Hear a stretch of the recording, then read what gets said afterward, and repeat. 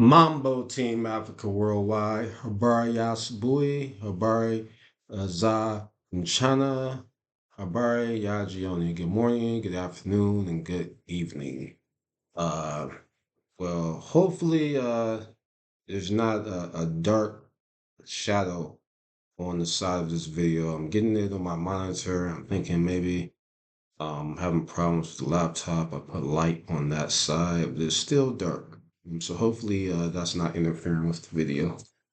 But this video is gonna be random, just random thoughts. I haven't posted in a while, and I came on YouTube to actually watch some videos, and I just got the urge to create today.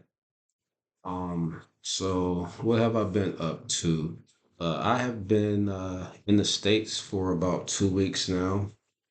I went to Tanzania, of course, to be with my family. Spent some time in Dar es Salaam. Spent some time in the Dodoma area. And for the first time, I got the opportunity to visit South Africa, which is something I've always wanted to do. I had a layover in Johannesburg, like a 13-hour layover, I think it was. So, instead of just spending all that time at the airport, I got me a room at the nearby Holiday Inn where I could shower and nap, and then I use some friends networking opportunities. Just some met a friend of a friend out there, and got introduced to a couple people. It was cool, and so I walked around the streets of Johannesburg, not too far from the airport, and I took Uber, and I believe the section of town I hung out in was called Melrose, I believe. Um, and I will say, South Africa is very, very nice. I don't think it feels like Europe or America, as some people say. Not as far as the vibe, not as far as the energy in the air. It still feels very much like an African place. However,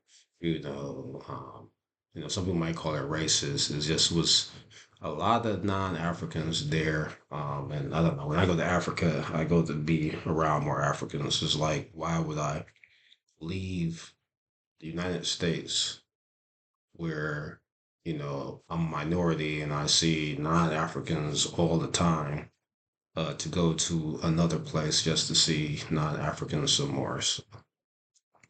So even though I enjoyed my time, uh, spent limited time that it was in South Africa, it was a nice place to visit.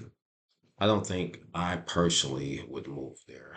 Um, and I've invested a lot in learning Kiswahili, and even though I've heard they're gonna introduce Kiswahili into the school system, it'll probably be a long time before um, people adopt Kiswahili as one of the major languages. Also, I'm used to the East African accent when it comes to speaking English. When I speak to people in Kenya and Tanzania, they speak English. Most of the times I can figure out what they're saying now with a little effort because I've been going back and forth to East Africa since 2018. I've taken like at least 10 trips. But when I, talk to people in South Africa, it's a slightly different accent. And it will take some time for my ear to adjust to understanding what they're saying, even though they're also speaking English. But what I can say is I thought the airport was nice. What I saw about, I thought the roads were great. I've heard of them having electricity problems, but I didn't experience that. Um, and it was, of course, it was very, very modern. I believe Johannesburg is the largest city in South Africa. So I mean, it's just like any other city anywhere in the world. It was, very modern, advanced, nice infrastructure. Like I said, it did have African energy about it, which I liked. But certain things that you see in East Africa, you don't see there. You don't see, matatus and jajis, tutus, and boda bodas, and all that different forms of transportation that we use in East Africa, which makes transportation more affordable.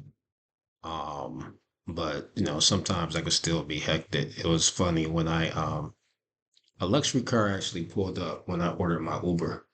I got my Uber from the airport area because I was walking. It wasn't from the hotel, but from I went to a Vodacom store to get a SIM card so I could actually use my phone to call Uber. So when I went and got my SIM card from Vodacom, which is a very famous or popular cell phone store in Africa and many different countries, so it's in Tanzania. It's also in South Africa. So I went there, and the funny thing was actually it was actually owned. The store was owned by a white family, mother, father, and child. And they were surprisingly extremely friendly.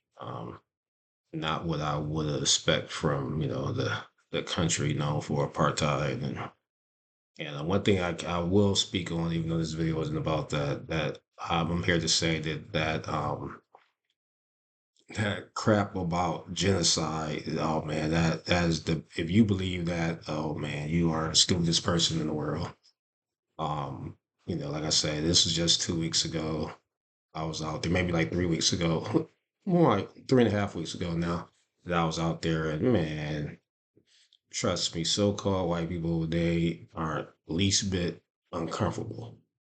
And so they're definitely not fearing for their lives. They are out there living their best lives. From what I saw, my limited time, they're they're just there. They're treated just like everybody else. So there is definitely no genocide of uh, so-called white people in South Africa. So please, that I was there with my eyes. I wasn't throughout the whole country, but I would believe that if it was going on anywhere in the country, that the people in Johannesburg who are so-called white people, that they would be on edge and they'd be trying to be those people are going to work, they're going to eat, they're doing everything, they're just living their lives, having fun. So yeah, don't believe that. That's just straight foolishness.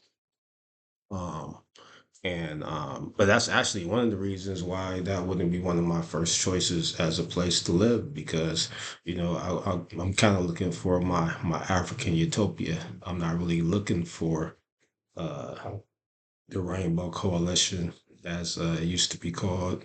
I know another group uses the rainbow now, but what do I want to say? I'm not really looking for uh, multiculturalism or a Benetton ad.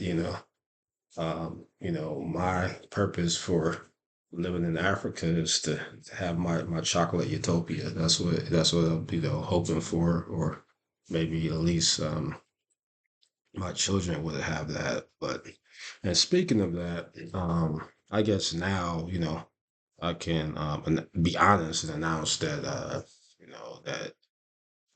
my relocation to Africa did not go according to plan. Um, and so my goal now is to immigrate my family to the U.S., get our war chest together.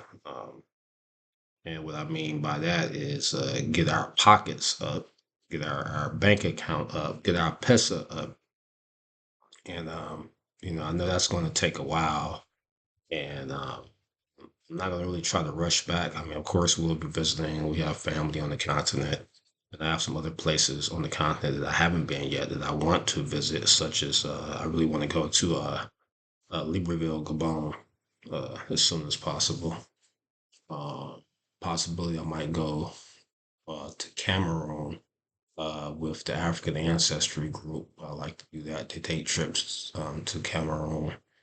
But I wouldn't go there but on my own. And then also I would be interested in doing a Egyptian tour with the brother Anthony Brother, but again, that's somewhere I wouldn't go on my own.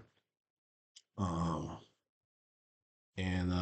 but yeah, yeah, US, the US is home, and hopefully one day, I can find a place to retire on the continent. That's the new goal. New goal is to retire on the continent, and have my wealth um, to a level where I could buy or build a vacation home not a vacation home, but a retirement home on the continent. Or maybe, it could be both. If I get it built early enough, I can take vacations there. But then when I retire, that'll be my retirement home. But yeah, so I moved to Africa. I tried it. Uh, I had some good times. I had some bad times. I learned a lot, but at the end of the day, um, it didn't work out. Um, but for everybody who has the guts to try to repatriate, I applaud you. Go forth and prosper. No discouragement from me. Definitely go out and do that. So what else? I talked about my South African trip. I talked about my status as a returnee and my future plans.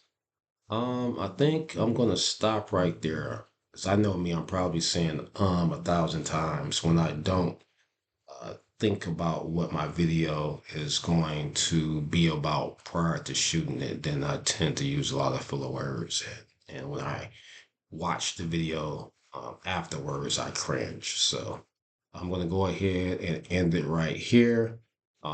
As I always promise, I'm going to try to upload more frequently, but because of my lifestyle, family obligations, work, is extremely hard to keep that promise sometimes. But